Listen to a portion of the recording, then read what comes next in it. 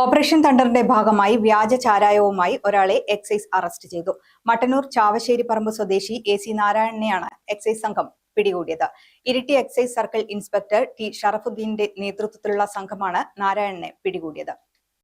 Operation തണ്ടറിന്റെ ഭാഗമായി excise സംഘം ചാവശ്ശേരിപ്പറമ്പ് ഭാഗത്ത് നടത്തിയ പരിശോധനയിലാണ് ചാരായവുമായി ഇയാൾ പിടിയിലായത്.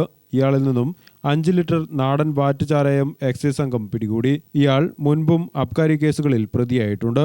ചാവശ്ശേരിപ്പറമ്പ് മേഖലകളിൽ ചാരായ വിൽപ്പന നടത്തുന്ന പ്രധാനിയാണ് ഇയാളെന്നും എക്സൈസ് സംഘം പറഞ്ഞു.